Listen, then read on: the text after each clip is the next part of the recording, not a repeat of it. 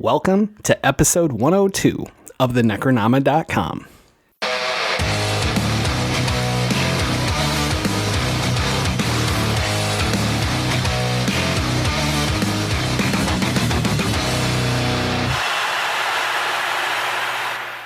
I am James Sabata, horror author, screenwriter, co-host of the podcast you're listening to right now, and I never did this in high school because I didn't have three friends.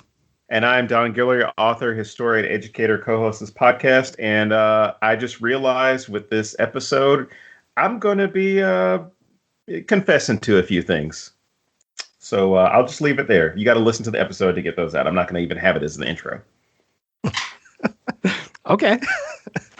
So our guest today is Allison Lovecraft. Allison, welcome back to the show. Welcome. Thank you. So how have you been since we saw you last? Pretty good, up to the same stuff. I mean, well, a little bit with the pandemic. Our outings and things have changed. But I mean, for the most part, sitting at home watching movies. So this was perfect. It's a good life, man. Watching movies. I mean, there's worse things. Everything's still going on with the esoteric order of geekdom?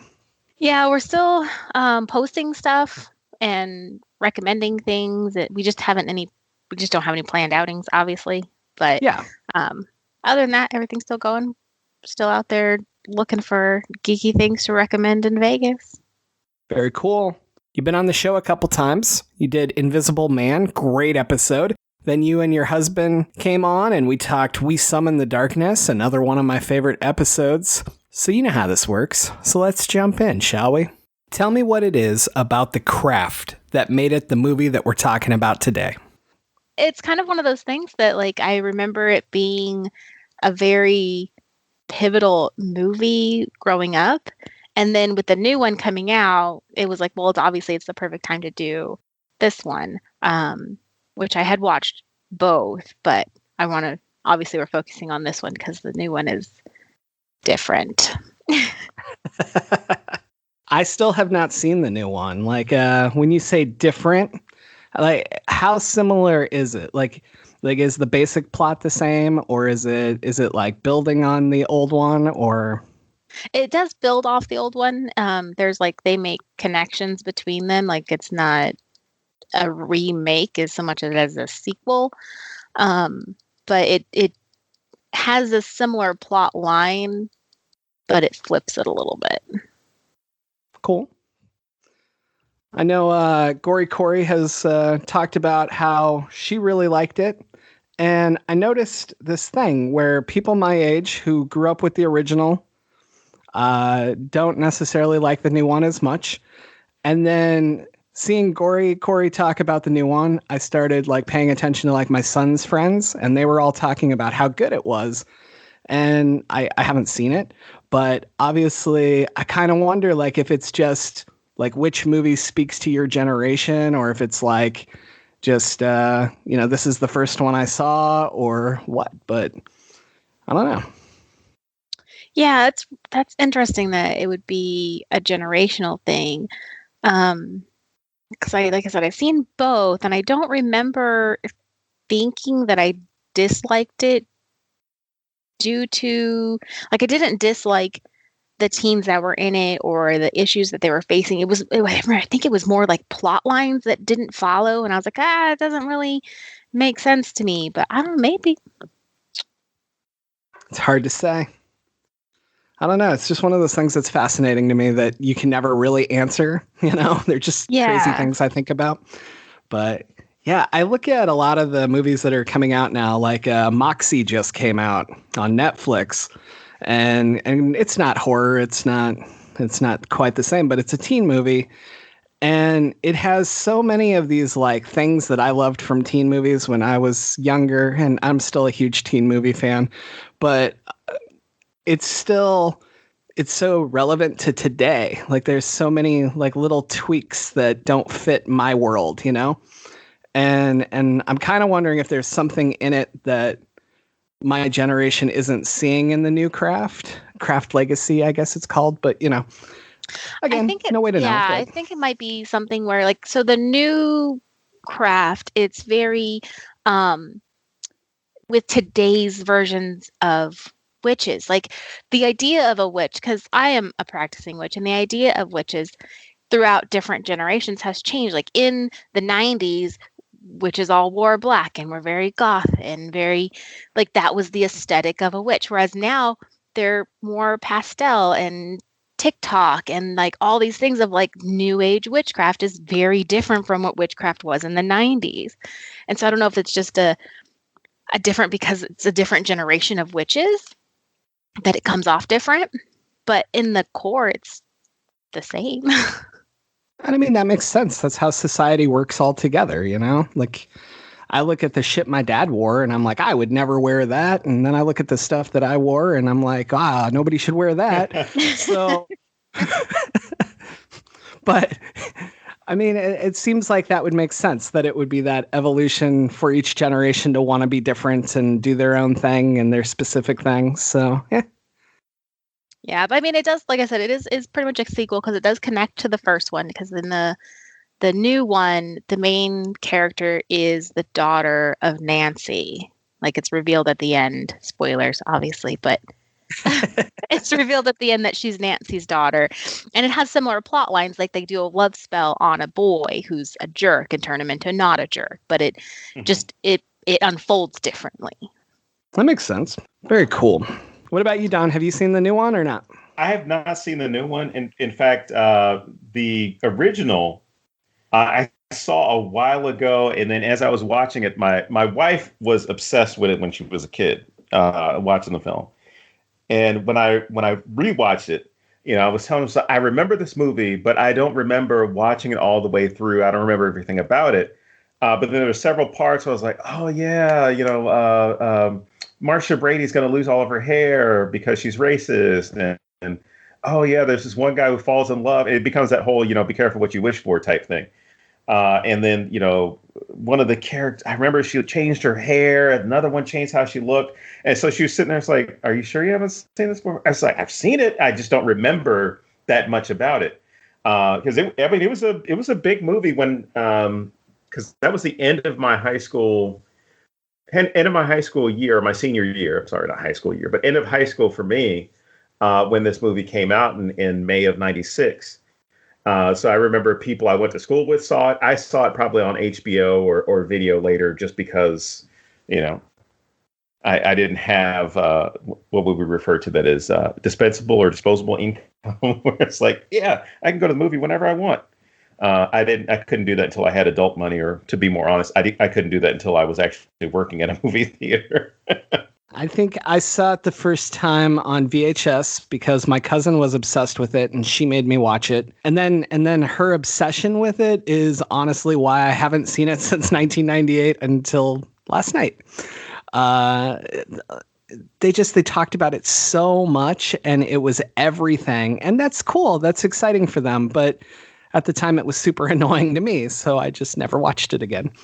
Well, I mean, there's sometimes those experiences where people are obsessed with it and it can ruin it for you, or it gets you not interested in it, you know? And I think there are a lot of movies, or at least a lot of times that people do that, unfortunately. So I could see how that happened with you. I mean, that's just me anyway. If something's too popular, I just run from it. But no, yeah, so I hadn't seen it since 98, and I was amazed at how much I remembered. Like when I was watching stuff, I'm like, oh, that's the one that this happens to, you know, like it just like all flooded back instantly. And I don't remember watching it a lot of times. Maybe we did. Maybe it was like always on because, like I said, my cousin was obsessed with it, but I don't know. Anyway. Yeah, this was one that I was a preteen when it came out, and my aunt watched it, and we were latchkey kids, like all of us, like me, my aunt, and my brother were like completely unsupervised, so we used to watch a lot of stuff that we weren't supposed to. So I remember watching it, and we had all the neighborhood kids over who were also latchkey kids, and we watched it. And then I remember for weeks and weeks and weeks afterwards, we kept playing like witchcraft games. Like we would do Liza Feather Stiff as a Board in the garage. Because did it ever work? In my head it did. Like in my memories it did. I'm certain I was incorrect, but in my head, I remember us getting really freaked out by some stuff. Yeah. But, you know, it's just kids. And like in your head, like things are always more fantastical when you're a kid. I mean, I had some Ouija board experiences like that where I look back and I'm like, I don't know. Like that part of me is 100% convinced, but the adult in me, excuse me, the adult in me is like, did you though? You know? So. Yeah. How about you, Don? Did you mess with Ouija boards and play witch games? All or anything? right. Here comes confession number one. Yes. All right. Actually, I'll save the really good one for later. All right. So I have a family who historically has dabbled in certain things. Oh. Let's just say dolls are involved and potions or recipes are involved. So I got so there was this period where that I became like, oh, I've got to know everything possible about voodoo because I want to be able to do this shit. And part of it was because I was that kid who was too nice in high school. And I don't mean like I was a great kid. I was too passive. So I let people get away with shit. And it became that thing of I was worried about I can't fight back because then this will happen or I have to. So I'm like, well, let me find a different way that I can fuck with people. So I was convinced, like, you know, when these young ladies start doing their spells, I'm like, oh shit, it's working. It's working. And I would like hold my fingers out, my index and my ring finger, and like point at people and like hex them and shit like that. I mean, not when they were paying attention, but I was kind of like, this is what you get, fucker. So I was convinced for a while it was working. And then my mom, this is one of those things where I don't think she knew what I was doing. But then in the back of my mind, I'm thinking like, she must know something. Because my mom was convinced that I was worshiping the devil at one point. Like full on convinced, like something strange is going on with you. I think we need to go to church. And I'm like, ugh, church.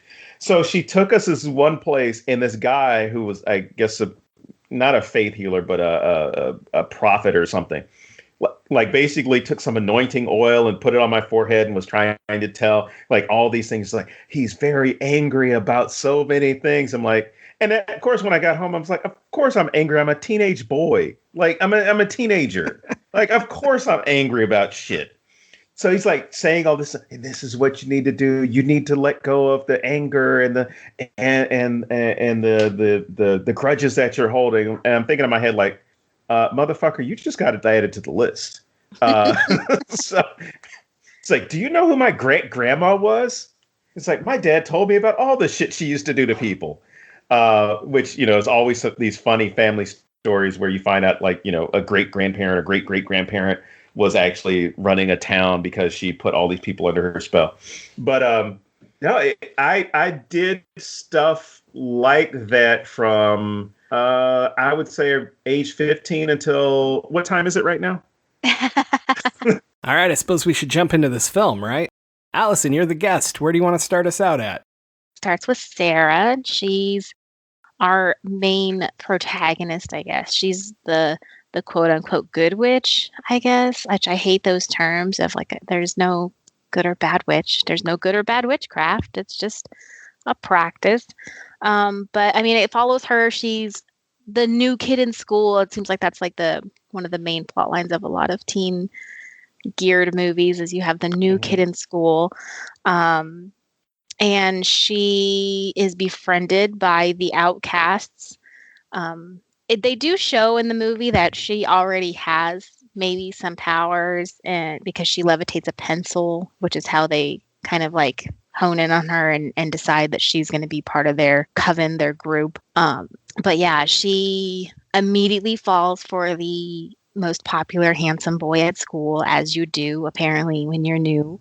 Which, well, in fairness, he goes out of his way. So. But still, like, that's always so weird. Like, I was a new kid at school so many times. Like, my parents moved more than once in a school year, most times. Like, And there is no, like, maybe it's just because I'm not that bold of a person, but she kind of seems like she should have been like kind of a meeker type of character. There is no way that I'd be like, that's it, popular person right there. That's the one. Like, no. And if you did, I think that it would be like a secret crush. Like you wouldn't go up to them, you wouldn't be talking to them, you'd be awkward and running from them, basically. No one. You have no friends. Yeah, and popular kids don't typically go out of their way to meet the new person and make them feel welcome. So right, except for this one, because he's a predator. Like, that's the only reason. And that should be a red flag in and of itself, Absolutely. Shouldn't it? I was just waiting for this great moment in the film, which I thought was missing, was, hey, you're new, because this happened to me. I went through not as many moves as you, Allison, but definitely more than enough moves as a kid to where I recall hating going to a new school because it always became like, hi, you're new here, so please go to the front of the class, tell everyone about yourself. Mm-hmm. And I'm like, son of a bitch, I really don't want to. Like, I just want to pretend I'm not here. Into the background.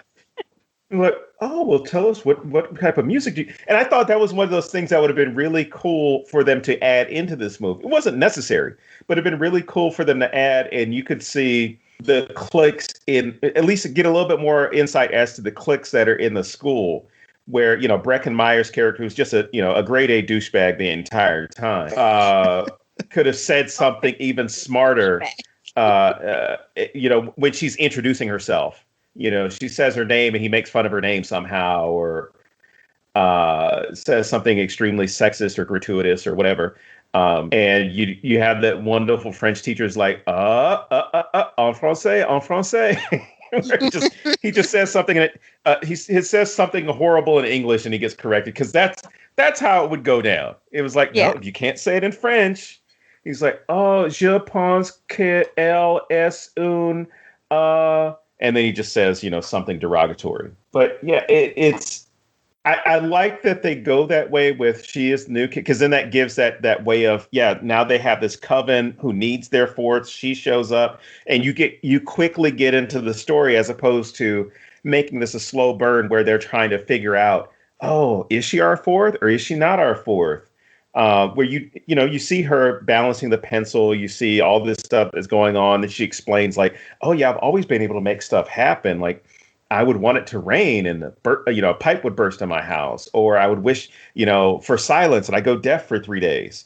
You get right into the story of, she's kind of been looking for a group to where she's not a weirdo or doesn't feel like a weirdo, and they've been looking for something to complete their group of not necessarily outcasts, but individuals, or at least people who aren't going with, the norm of what high school is, and, either trying to fit in or being forced out of fitting in.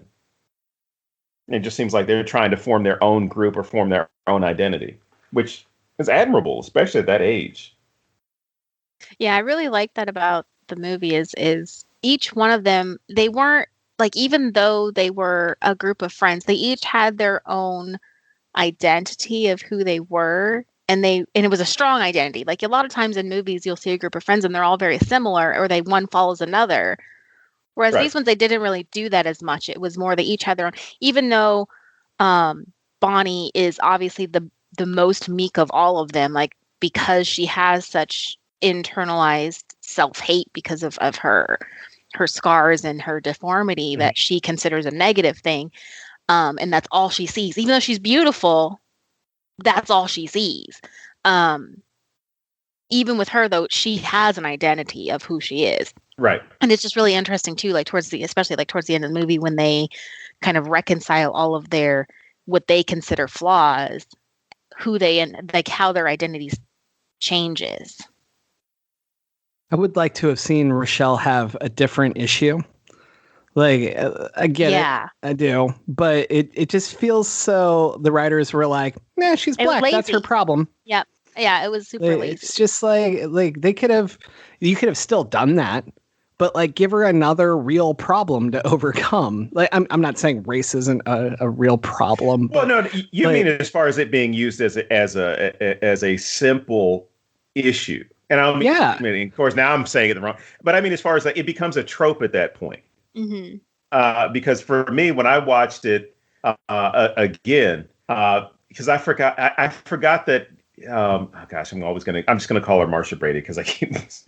But the fact that she says Negroid, I thought it was weird the first time I heard it, and I thought it was weird, hearing it again at 42 because I'm like, why did you say Negroid? Like, why did you go like with the scientific, term as opposed to? She could have said something that would have bit a little bit more, like, I don't think you belong here, or. I think she could have said something that was really derogatory in a different way if they wanted to keep it that way. But I think I agree with both of them. I think they could have gone a non-lazy way by showing that, Rachel True's character is not necessarily discriminated against, but treated differently. I mean, maybe it could have been because of the way that she pronounces hot dog. I mean, it's just... I feel like it was that they did it in a way that was like either they needed to go all out and make it a harsher racism, like go harder on it, or use something else. Like they went too soft with it, I feel like, because it was literally one person. It was Marsha Brady's Laura. Laura is the only one that you see in the film really treat her differently. Yeah, and that out of the whole school, she's going to have all of these internalized issues because one girl doesn't like her. Right. That's it right there. Exactly. That's not enough. And I feel like they were like, well, we got that. We're done with her character. Yeah. And I'm just, I think you could use it as an addition to another problem. Like if her problem was trying to make swim team, and Laura's, I mean, not trying to make varsity or whatever, right?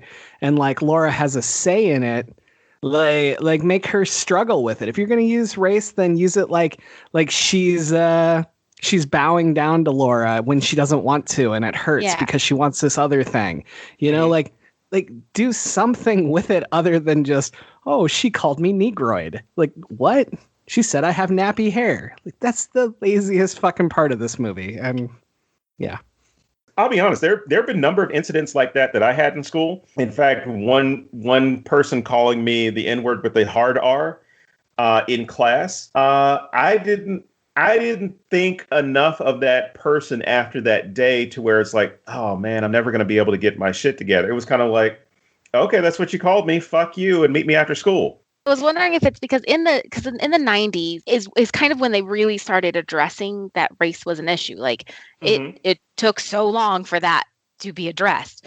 And so I wonder if it's in production, like, well, we want to make this like a problem. Like this is a problem that people deal with on a daily basis. So we want to bring light to that and show that this is not right and this is incorrect and this is a problem. But at the same time, maybe they were too scared, like if we push it too hard, then look like we are also contributing to the problem. Do you know what I'm saying? Like some people want to address something without addressing it because they don't want to look like a perpetrator of it by bringing light to it. I can see that, but I would, not to argue against that, but I see what they did with Nancy's character of showing like how her home life was. They could have done something similar with Rochelle's character, where it was kind of like, I don't know. I mean, where she was being bullied, but you weren't sure if it was because of her race.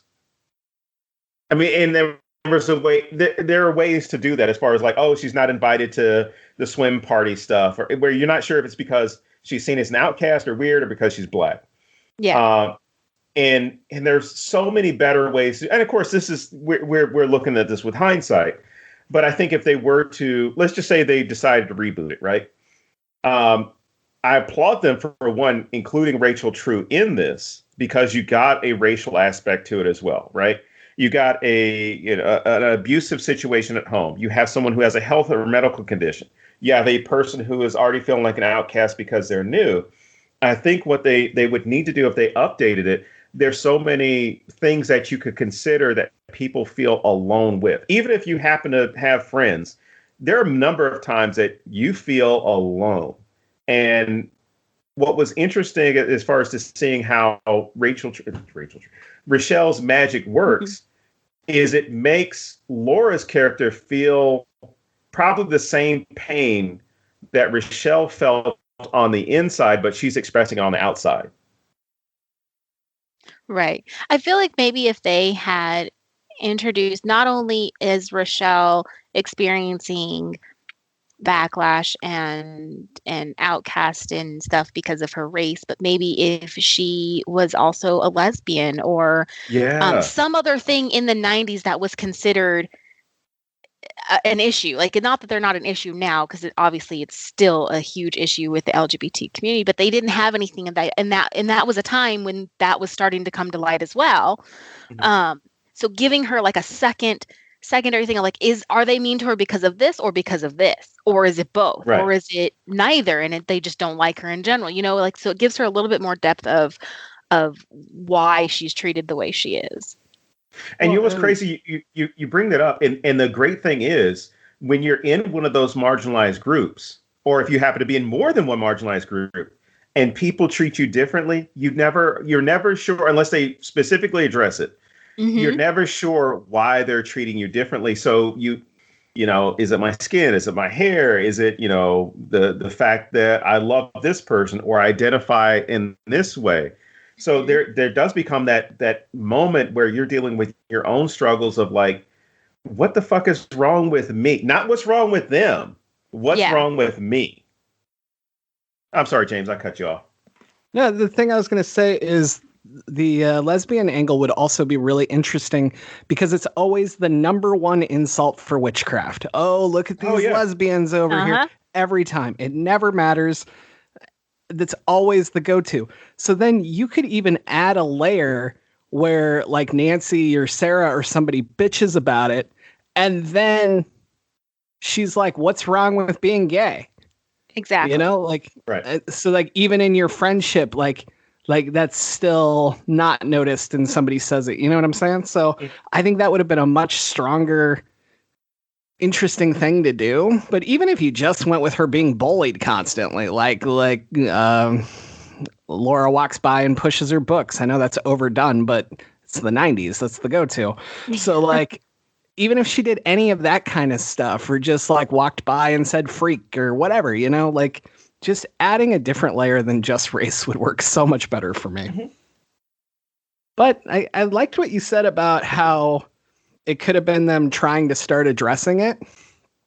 That's actually a really different way to look at it than I had considered, because I am looking at this 20 years later, and I am used to how we deal with it now. So there's that as well.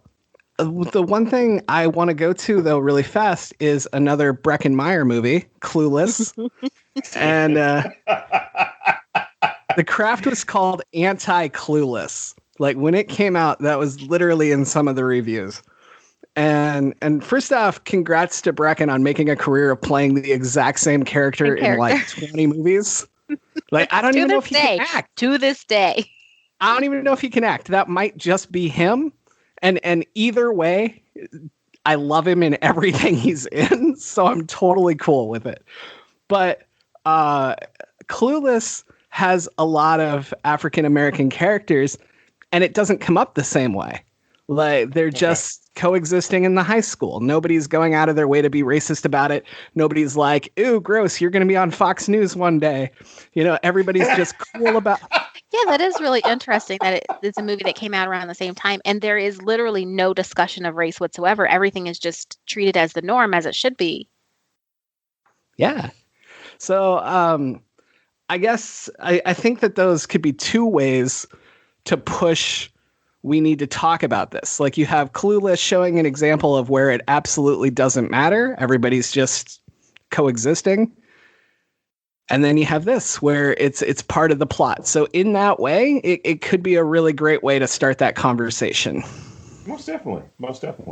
Clueless was what, 95? This one's 96. So you're talking about a calendar year or, full year that they happen to be there. And then, of course, you've got Scream that comes out that next fall.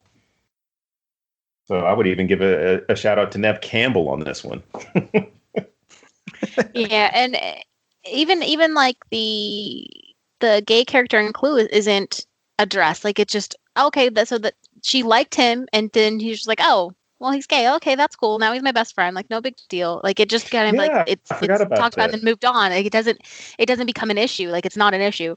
But yeah, it's weird how they were so close together, yet they treated the issues very differently. My biggest question with Clueless is how does Paul Rudd still look exactly the same? Anyway, he's non-problematic. He is non-problematic. That is the secret, man. That is the secret. You don't have anything that anybody can say bad about you, and you've got this moment where he's never said anything bad about, at least that we know of. Like the dude's probably a vampire. Yeah. It's just not wearing on him. So you can go out in the sun. I have recently been informed that when casting for The Craft, Rochelle's character was not a Black student. Really?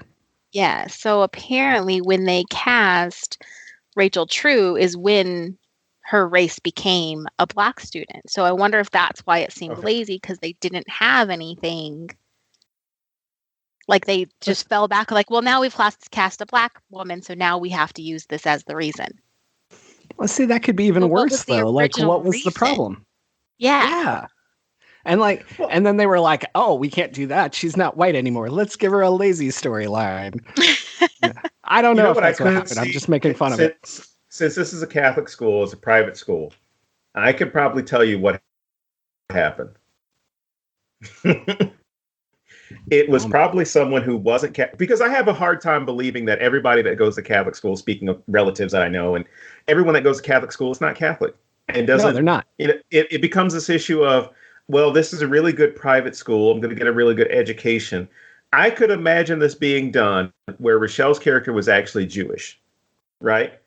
Or, well, and I could see that same conversation happening where she is a Jewish girl who has curly hair, or naturally curly hair, and Laura's thing is, oh my gosh, is this a pubic hair? And then she, instead of saying nappy, she says something, and then when she confronts her and says, hey, why do you have a problem with me? And she happens to be this white blonde woman, blue-eyed blonde-haired woman.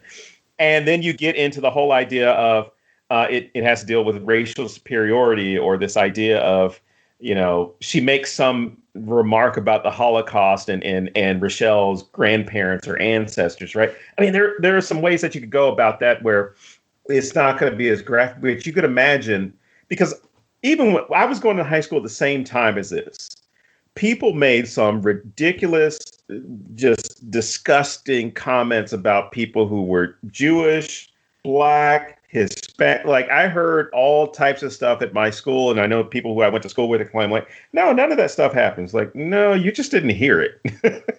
This stuff does make sense too. Like with it, if it had been that she was, say, a Jewish student at a Catholic school, that falls into place writing wise. Like they wouldn't have had to change very much. Oh no! When casting a Black woman. So I don't know if you know this, but I went to Catholic school from kindergarten all the way to senior year, and that's why I'm not Catholic anymore. And several of my good friends were not Catholic, and they were treated horribly. And they weren't Jewish; it was just like Episcopalian and stuff like that, right? And I'm not saying you should treat Jews worse. Please don't take it that way. But like. It wasn't even like a huge difference in religion. It's like these minor differences that all these sects went their different ways. And they were still treated like, oh, you can't go to mass and you can't have communion and you can't do this. So you're absolute trash. And it's like, I don't know. I know a lot of people like me whose parents didn't have a lot of money, but it was super important to my dad that I'm there, And I just, that whole you're trash because you're not Catholic, I mean, the usual definition of that is socioeconomic, and these guys were way the fuck above me. But I never got called trash for that because, oh, I fit in. I'm white and I'm Catholic and I'm this. And yeah. I didn't realize that pissed me off so much. I knew it. But you know what's even crazy? Because I had my high school experience and part of my elementary experience in the South. And because I'm a former Catholic as well. But I remember like telling people like, and for them, it was kind of like, black people are Catholic. I was like, what the fuck are you talking about? I didn't know there was a racial exclusion when it came to religion. And, you know, I think I was the only non-Hispanic, non-Mexican, because we had a very high Mexican population at our school. And I mean Mexican, not as far as like, oh, there were some people who were Honduran or El Salvadorian. We had a significant Mexican population. So the people that I went to school with were all Protestants. There were very few Jewish people that went to my school. Anybody who was Catholic was a second generation immigrant. And so it was just one of those things where I was the only person non-Mexican to actually be Catholic at the time. And people were just so confused. They were like, well, what do you guys do there? I'm like, well, for about 30 minutes, I just pretend I'm somewhere else. And then the priest says, go in peace. And I'm like, let's bounce. Let's get out of here. And so there were other people who were pissed. They're like, how could you worship Jesus for 30 minutes? It was like, easily. I think about pizza. It's like, we get to drink wine, guys. But no, I mean, I love the way that this film approaches those issues of difference, not just about race, right? Not just about your background, but the idea that so many high school movies are about fitting in and changing who you are to fit in. And I love that this film does it, because even in Clueless, they do that, where the new kid, they convince her that the way that she can fit in is to change who she is. And then, by the end of the film, she realizes, like, no, I didn't have to change who I was to fit in. And you see how kind of this whole system that these kids had created comes apart because they realize, like, why the fuck are we trying to fit in with each other? Like, just be who you are. And then, make out with your stepbrother. But I always do. But what's great is that it shows that they don't change who they are to be popular. They just become more mature versions of themselves or an evolved versions of themselves, even if it's a bad version, where, because the scars are gone, I'm more beautiful now. So my esteem has raised because I don't feel ugly anymore. It's more they're judging themselves based off of who they are, as opposed to how somebody else sees them. And I love the fact that when they're getting off the bus driver says, "Hey, be careful, girls. There are a lot of weirdos out there." And Nancy's character turns around and says, "We are the weirdos." Love that line. Love the line the first time I heard it. Loved it when I've seen it in used in these nostalgic pieces, where it's kind of like, no, why the fuck? What is the deal with weirdos? Like, what exactly is a weirdo? You know what? I myself am strange and unusual. Yes. Dawn mentioned about how they become these evolved versions of themselves. So I think it'd be interesting to look at each one of their issue into resolution into every one of them backfires, essentially, right? Okay. Like, that's the idea, is that they get this power, they abuse it, and it backfires, and they find what's wrong with it. So you have Bonnie, who has the scars. She gets this power. She heals her scars. They fall off, essentially. She becomes beautiful, and she just becomes this extreme narcissist. Mm-hmm. She becomes incredibly self-involved. She thinks her shit doesn't stink. Like, it backfires. And it's one of those things of, was that in her the whole time, or did that get just drawn out because now she doesn't have a flaw? Like, humans need flaws. Like, that's how we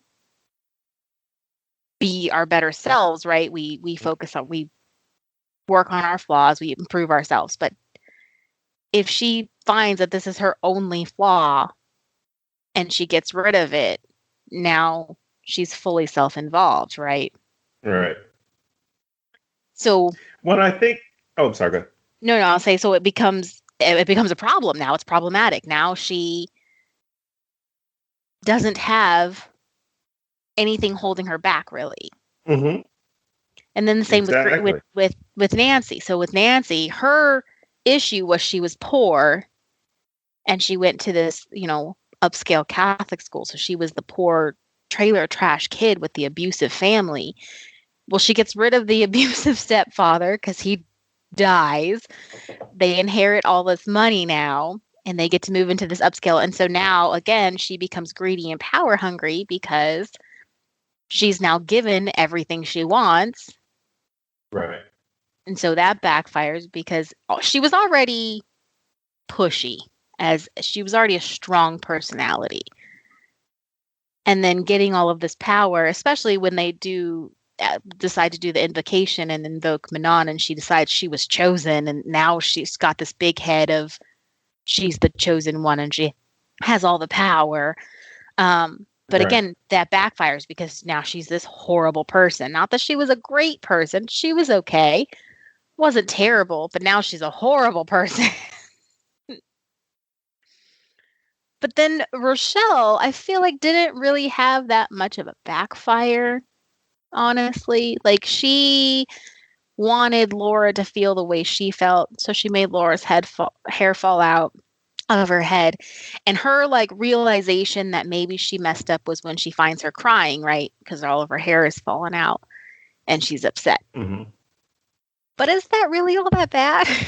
I feel like her backfire is empathy. She does. She feels bad for her. And I'm like, why does she feel bad for her? But isn't that interesting? That proves that this is a lazy storyline. No, it proves that she's a legitimately good person, because even this person who treated you like shit, you don't want them, you want them to feel bad. But then when you literally see it, it has a different effect on you.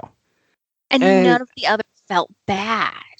And I would argue that she should have been the one to survive because, nothing else happened. So she's the good one. No. I know we're going to get to Sarah in a second, but I just want to say, I don't feel like Sarah deserves the punishment that she gets. I think that Sarah has already been punished. She's punished during it. I don't feel like it's an appropriate punishment. I think it goes too far for what she wanted. But let's talk Sarah. So Sarah wants Chris to love her, and so she does a love spell, which I want to talk about Chris for just a little segue here. I want to talk about Chris for a second, because when I watched this recently, there was a scene that I didn't remember happening, and I was like, oh, okay. And it just pushes how much more of a piece of shit he is. So when him and her first go on their first little date, and they're up on top of that thing and they're sitting there, and he literally, I think they go to kiss or something, and he's like, are you sure? He gets her consent. He knows what consent is. Yep. And he specifically seems like this nice guy because, oh, look, he's making sure that this is what she really wants. Right. Because he gets her verbal consent. And then when she's like, okay, nothing happens and she has to go, whatever. And then he turns around and lies and says, oh, we slept together. She was a bad lay, blah, da, da, da, da, and is a piece of shit. It just pushes how much more of a crappy piece of shit he is, because he understands how important it is for someone to consent and for that to be an exchange, a willing exchange. But then he goes and pushes it anyway. I thought that was a really deep thing for a 90s movie. For 90s, I didn't realize. When I saw that, I was like, wow. What he does is he gets her consent for one thing and then accepts it as the terms and conditions could have changed at any time. And now it's consent for everything. Right. Yeah.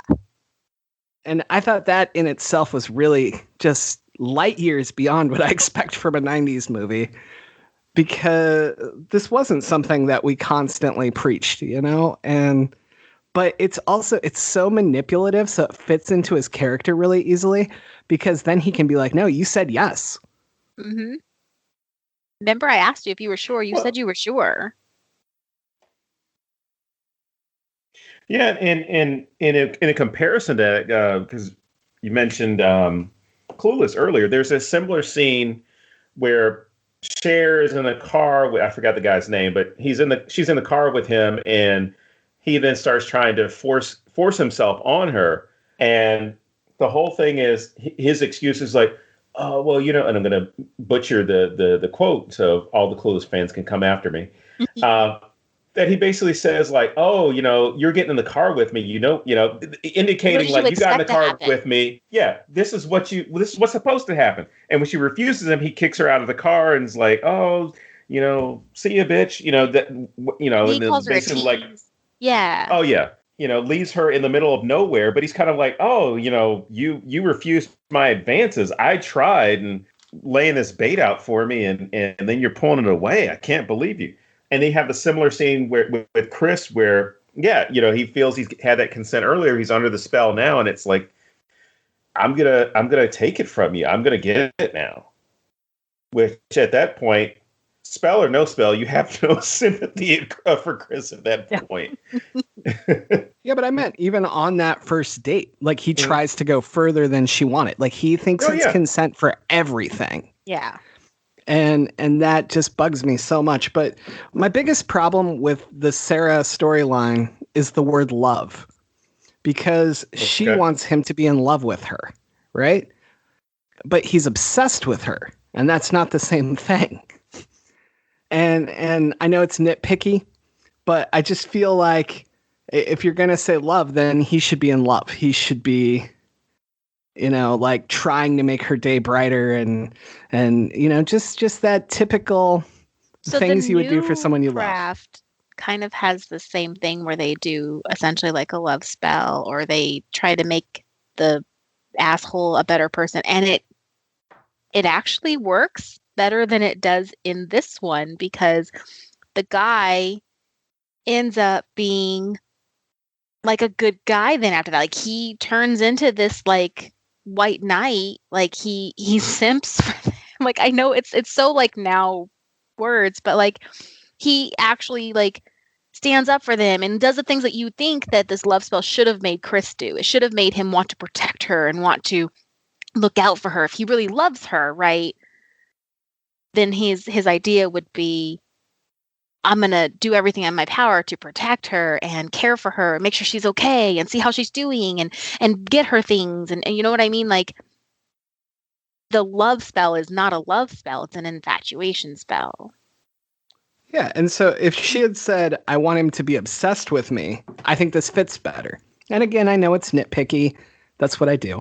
But it changes things so much for me, because whenever there's something like this in a film, I want it to be the human fucked up and chose the wrong word. Mm-hmm. Like the spell worked exactly what you asked for, and you did this because you didn't think out your words. I don't know. My other thing with Chris is the slut shaming and the you're a terrible lay, blah, blah, blah, blah, blah. I have such an issue with this because I've seen it way too many times in life. I know we all have, but just people immediately, oh yeah, we had sex, and telling everybody in the school, oh, she's a slut. Right. This is one of those things that is always too, bro. Like exactly. Like that's the thing that bugs me. Like you're the slut. Like if you go to school and you tell everyone you're supposedly having sex with, they're not the sluts, dude. Like you are. So I don't know. I know it's society. I know it's the double standard we throw out constantly. It just makes me fucking insane. Well, it's very prominent in right. Pretty much every, I wouldn't say 90s movie, but pretty much any, like it's still today, like there's a double standard. And it's still in real life too. What were you going to say, Don?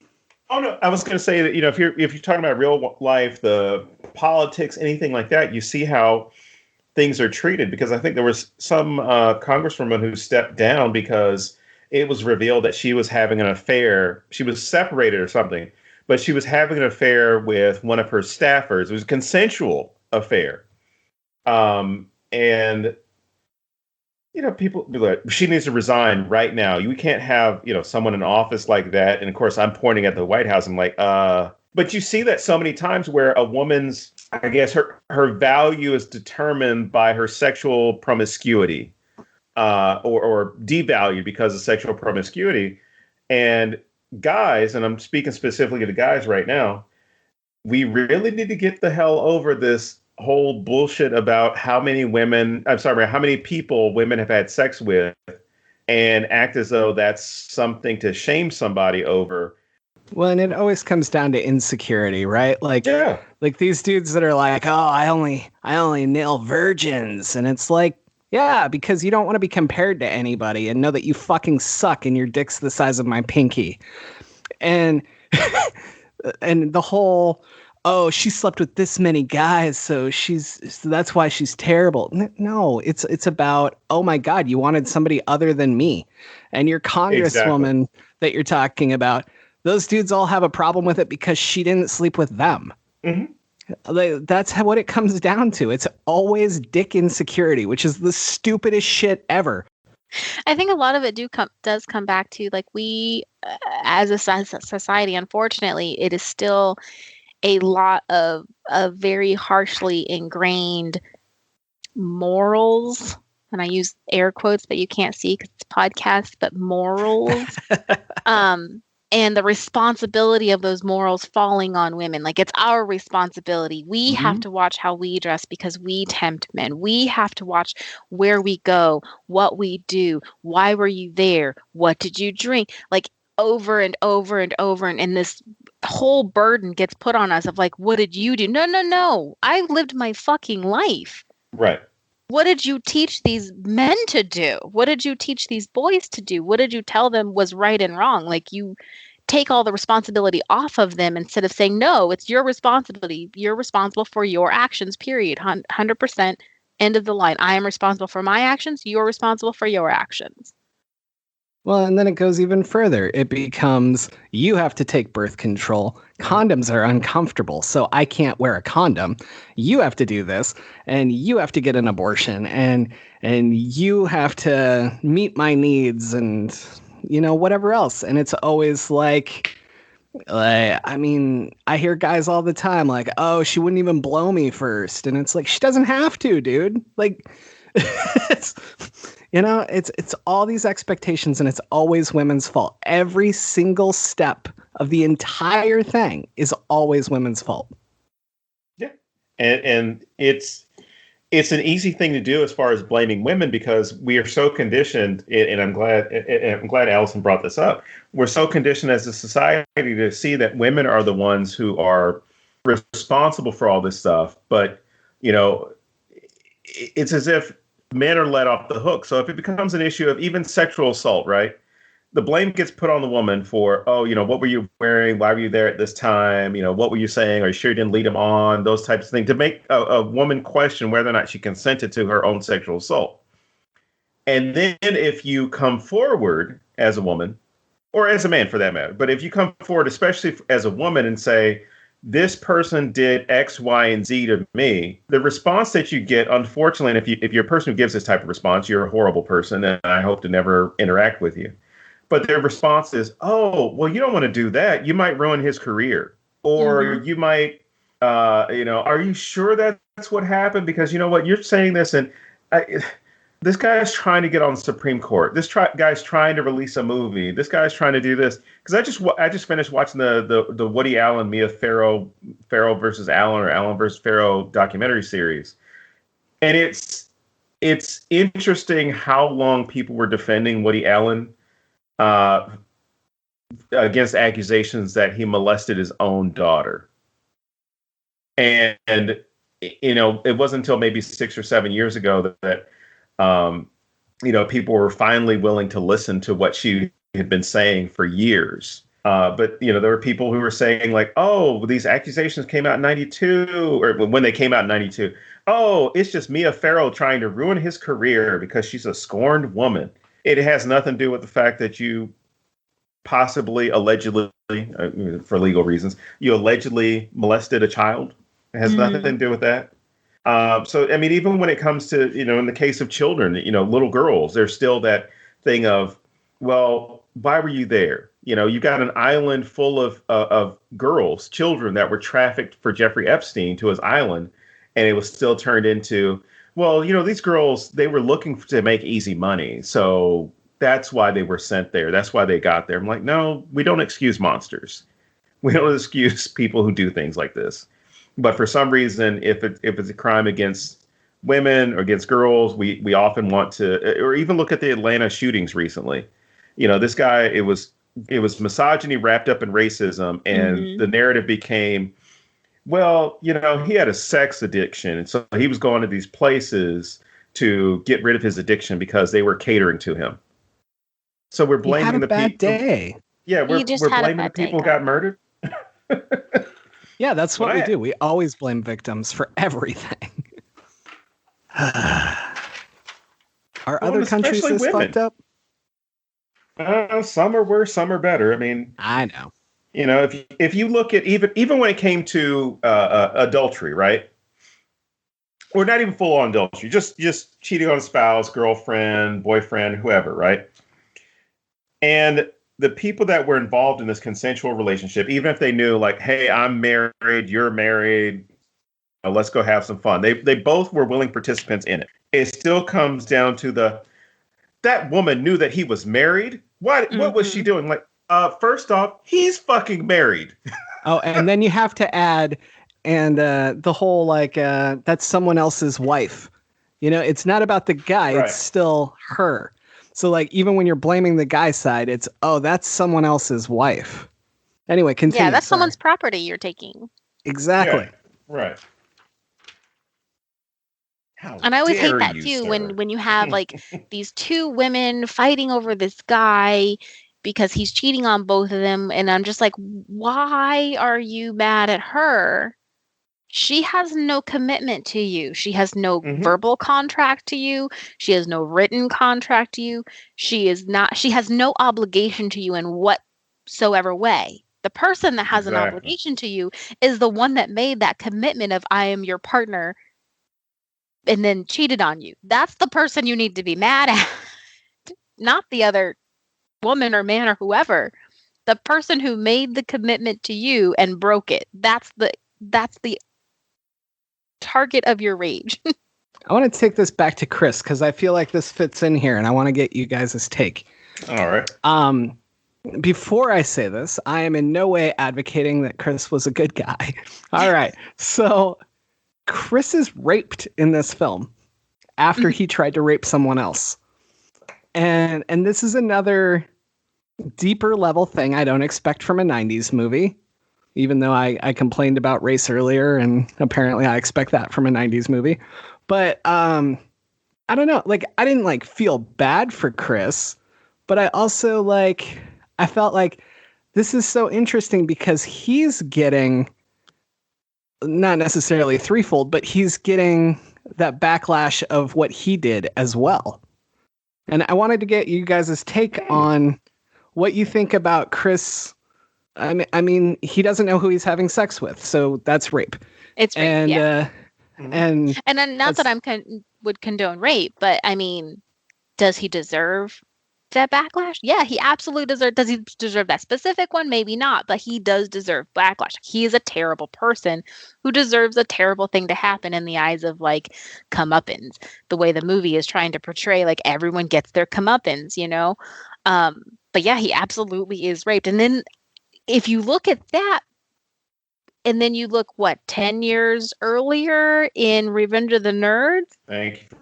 What happened to that rape scene? That up. Yep.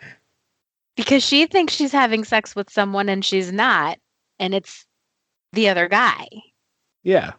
The protagonist of the film. The good guy, yeah, of all people. And we're supposed to cheer because he finally got laid. All right. Yeah. Well, even then, if you were to compare those films, and I'm glad you brought that one up, but if you were to compare those films and the people fell for the whole, oh, he had sex with her and she fell, they're not addressing rape. He had sex with her, but because it was good, she enjoyed it, she's now in love with him, so it was okay. And again, that filters down to an audience where people are saying like, well, if I stress enough with this girl and she gives in and likes it, it's not rape. Once this happens and the deed is done, and then she turns back into Nancy and he realizes, his immediate thought is, you only did this because you're jealous of her. He didn't seem concerned so much as he's trying now to pick at her still. Like he's still trying to get at her because, oh, you're just jealous of Sarah. You're just jealous. And that's when she blows up and then with her whole like jealous and throws him out the window, which again, he dies. So, I mean, I don't think it's a big loss. So yeah. Poor Chris. What a victim here. Right. I mean, you're talking about a guy who gets distracted during football practice. Easily distracted during football practice. It just shows how terrified he is of Nancy. That's all. So once all of the magic is done and everyone has their consequences of their actions and everything, then that's when everything gets really real. Chris has died and Sarah decides she's going to bind Nancy, and that's when the movie turns on Sarah. Like she, at this point, other than obviously the attempted rape because her love spell backfired, like now she gets really turned on. Like her friends that she thought were her friends are not her friends, and they try to get her to commit suicide. They trap her in her house. They terrorize her and all of this stuff because she doesn't like what they're doing. She doesn't like who they've become. I just think it's interesting too that Rochelle participated because you saw she had this empathy for this bully. You would think that at some point she would have said, you know what, this was my friend. Yeah, like if she would have been like trying to stop the others. Yeah. Yeah. Yeah, I think that would work a lot better with the empathy we were talking about earlier. Damn it, I didn't even notice that. Now it's this huge spotlight for me. And I think there's not that it's necessarily a missed opportunity, but I think there's the opportunity that they could have had where, as you pointed out, that Rochelle could have intervened or tried to stop Nancy, and then Nancy kills her as part of this. Because I think that was the one thing I found was missing with this was none of the four die. I mean, Nancy doesn't die. Spoiler alert. Nancy gets locked up. And the remaining three of the circle that is now broken, they're all still alive. So you've got the homeless guy, or at least the presumed homeless guy with the snake who gets hit by the car, and Chris, of course, somehow succumbs to the rules of gravity and falls out of a window. I'm not willing to say that Nancy did it. I mean, he fell. But you've got all these things. I would have liked to have seen at least one of them die. And I don't mean in a cold and callous way. I mean, as far as like to really get at the conflict of that's breaking down with this coven, as opposed to it's 3 against 1, or it's one who has the power of another 2, and they're trying to kill the fourth member. But I would have loved to have seen how I don't know where Rochelle happens to intervene. Nancy sees her as weak and kills her. Or, even Bonnie, like, instead of Sarah bringing her scars back in the mirror, like Nancy actually brings the scars back in reality. Like she undoes undoes Bonnie's spell. Yeah, because I mean, in the end, it would have made for the same plot lines because Sarah uses glamours to scare off essentially Rochelle and Bonnie by turning their spell, like showing their spells on them backfired on themselves. Whereas if Rochelle had at some point broken and been like, oh, you know what, no, and like maybe she went there with the intention of helping them, torment her, and then halfway through is like, this isn't right, because her empathy kicks in and she tries to help them, and then Nancy kills him, and maybe Bonnie sees that and is like, whoa, like, what are you doing? Like, why are you whatever? And then that's what causes Nancy to then turn Bonnie's spell off and give her scars back, and that's why Bonnie takes off. And then it's left with your battle between Sarah and Nancy still at the end. My only issue with that is I think you have to kill both, or else we're sitting here talking about how they killed the only black chick.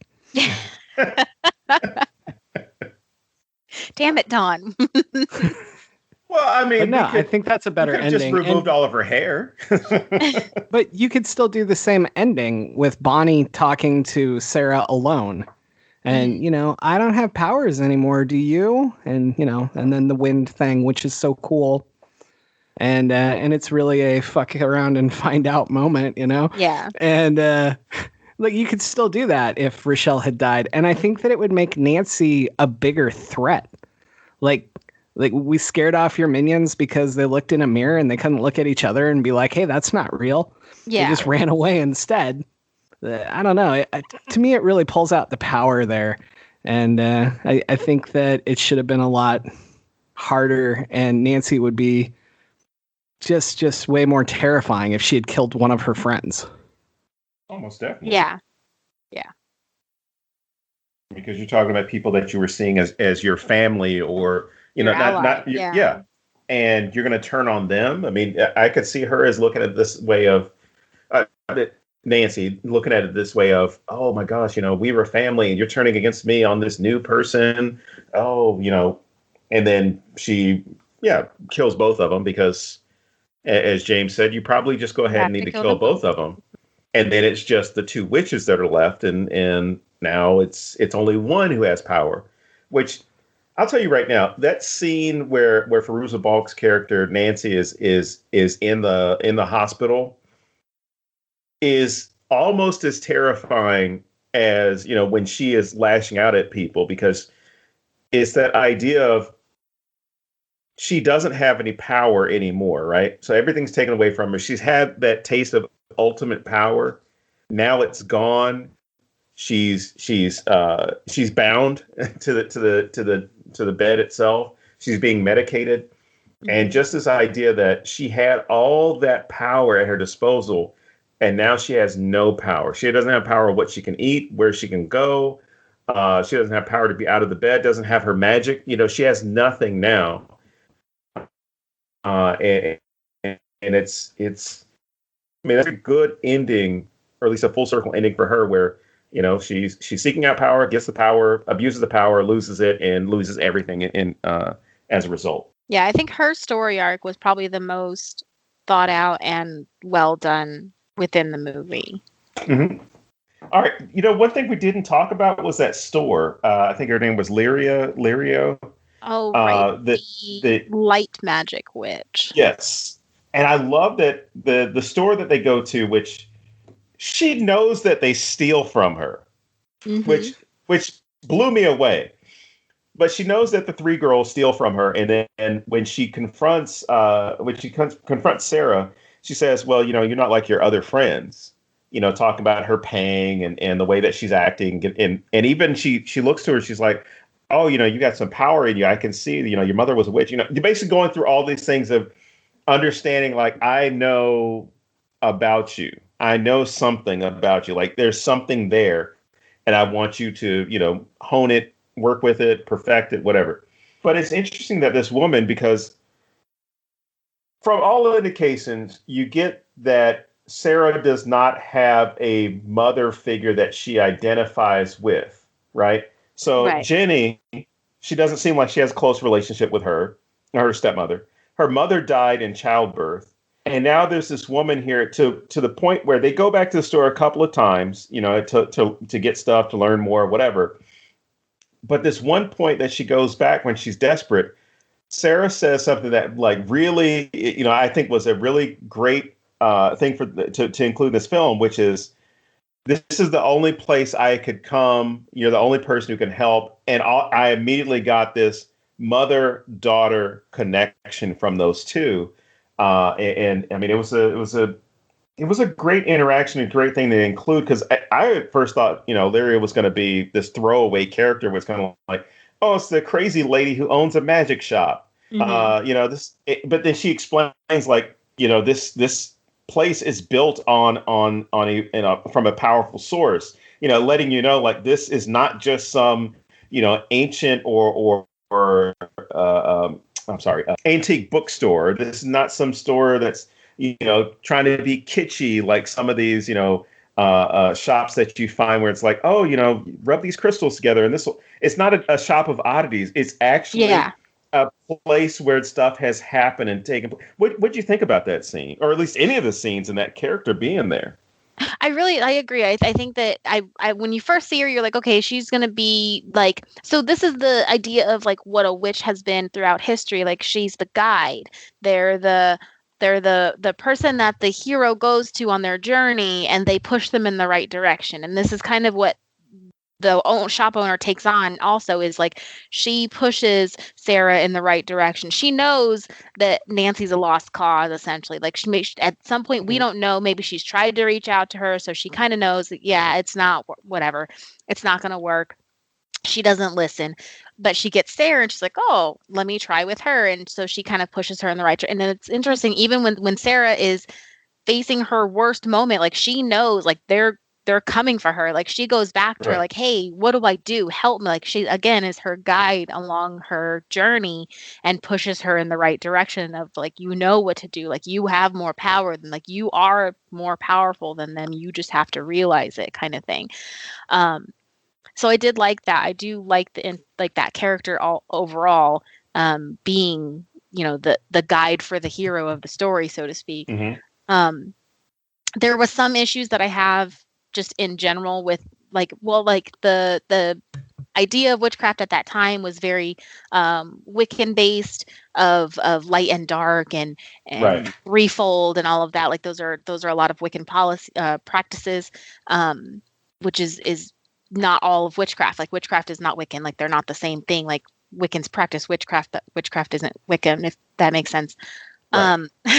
So you can be a witch and have a plethora of different ideas and not follow a threefold rule, or not follow a light and dark rule. Like, in general speaking, witchcraft is a tool more so than and good or bad. It's like saying a hammer can bash someone's head in, but it can also fix a wall. Like, it can be used in multiple ways.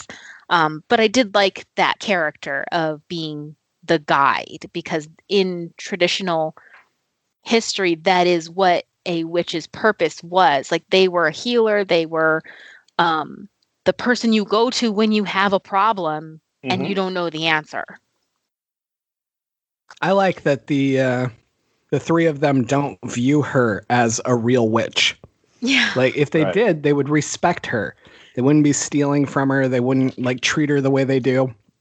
And they don't recognize her as the power that she has, because they kind of see her as what the townsfolk probably see her as this new age hippie chick who just owns incense and these occult items and things, and is just this the crazy old lady with cats. Whereas Sarah, I think, actually sees, like, she knows about her. Like, she tells her stuff that Sarah's like, you probably should know these things about me. So yeah, they don't recognize her as anything more than this, crazy lady that they can take advantage of. Right. And I don't know about for you guys, but for me, that really just adds a layer to characterization, because it says these three think that they're there and they're not. And they don't actually respect it. Like, that whole thing we were talking about killing the two friends. The entire reason that they're attacking Sarah is she turned on her coven, right? Mm-hmm. So if you added this, then Nancy would be destroying her coven and not see that she'd have a total cognitive dissonance there, And I think that would be really, really strong. But even like this, like, they view themselves as witches, whether they're there or not. And they don't realize, hey, there's a real one standing right here who could guide us if we would just suck up our ego for a minute and look for guidance. Yeah, because they were so obsessed with, well, I shouldn't say obsessed. They were so concerned with having a fourth that would complete their circle, right?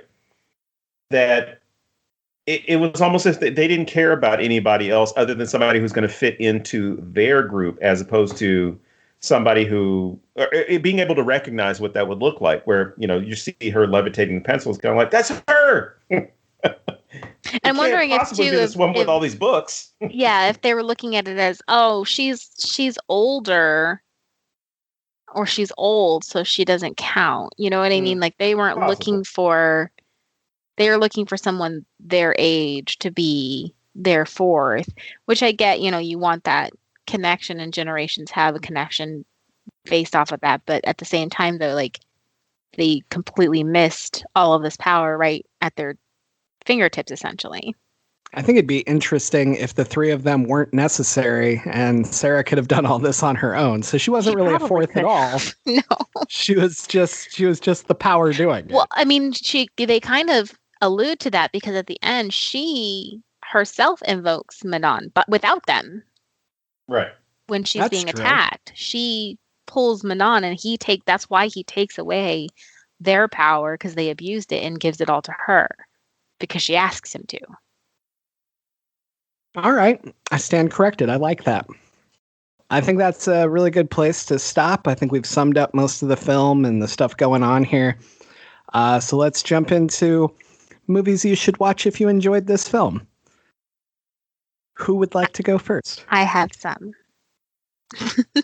I think if you want another kind of witchy movie with the comeuppance, The Witches of Eastwick, I watched recently, and it's beautifully done.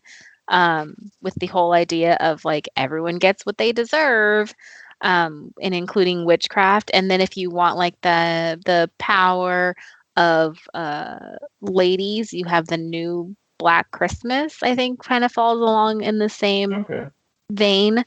And then if you want just a really good like witchcraft based movie, I really, really recommend The Love Witch. It's not like a teen witch movie the way that this would be, but it's a good witchcraft type of movie.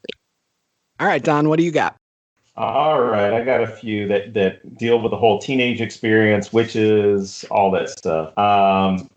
So believe it or not, the first one I'm going to start off with, The Wizard of Oz. I'm going to include there because it deals with that whole good magic versus bad magic, or good witches and bad witches, and things like that. The Witches, either the original or the remake. I'm one of the few people, at least I've seen online or in social media, who actually likes the remake or the reboot that's done. It's done very well. Some people didn't like the CGI that was used for it, or maybe they just didn't like Anne Hathaway. But either one of them, I would definitely recommend. James, I know, is going to call me out if I don't mention this one movie, but The Vitch. Let's see. Lost Boys I have included as far as that whole idea of needing to belong, or at least finding your family, things like that. Yeah, I like that. I didn't even make that connection. That's a great connection. This would be a really good double feature with that. Mm-hmm. Yes, it would. Yes, it would. The Wicker Man, Lost Boys, Wicker Man, we've all covered on the show before. Blair Witch as well. The original Carrie, and I'm only saying the original because I haven't seen the newest version. And I love the Chloe version. Okay. Everybody can watch the Chloe version. I'll have to come back and tell me how much you hate me. But I'll still love it, so fuck you all. No. And I'm going to steal this one from James, Mean Girls. Yeah. So I only put 2. I actually didn't put Mean Girls because I expected you to do this. Moxie just came out on Netflix, and it's such a good exploration of high school right now. It's super deep. The thing I like about it most is that so often when there's an asshole dude in a film and he's treating women like shit, he ends up not being the problem. He's controlled by another woman who hates women, you know? Oh. And I love that Moxie just goes 100% with this fucking douchebag, just really buys into it. And I love that. Watch Moxie. It is so fucking good. And then My daughter has become obsessed with the original Sabrina the Teenage Witch. We are currently on season 4. And I got to tell you, there is so much social commentary in this fucking show. And I had never watched it before, so this is my first time through. I'm absolutely loving it, but it really buys into this whole, if you say things wrong with a spell, if you try to use witchcraft, it'll come back on you, whether it's good or bad. And it really plays into a lot of the stuff that's in this film, even if it's in different ways. But yeah, if you haven't watched it in a long time, jump into an episode and just check out the social commentary, because it's crazy how much they were doing at the time. I did see that series when I watched it when it aired, obviously. And yeah, I remember it having a lot of stuff, and the idea that like your words have power, and what you say is what you get. Like you determine how your outcome's going to be based on how you word it and what you say and your intent, like your full intention with your words. Mm-hmm. And your full intention with what you're trying to do to begin with, because every time she goes to attack the bully, something bad comes back at her, or every time she tries to take the easy way out of something. And I know that's just the TGIF gotta learn a moral thing, but and God, I miss that. But it's so much deeper than I expected, and I really think it's a great representation. Obviously, I'm not that into witchcraft, but I think it's a really good door into how witchcraft can be used for good, bad, whatever, and that it's not one way. There is no good. There's just what you choose to do with it, and it's not always good. Sabrina doesn't make good choices. She makes terrible choices. Then she makes good choices. And it's about every single time you use it is good or bad, not overall. Well, thank you for having me. I look forward for the next time. Oh, yeah. Well, there will be more. As always, I am James Sabata. And I am Don Guillory. And we'll see you back here at thenecronama.com.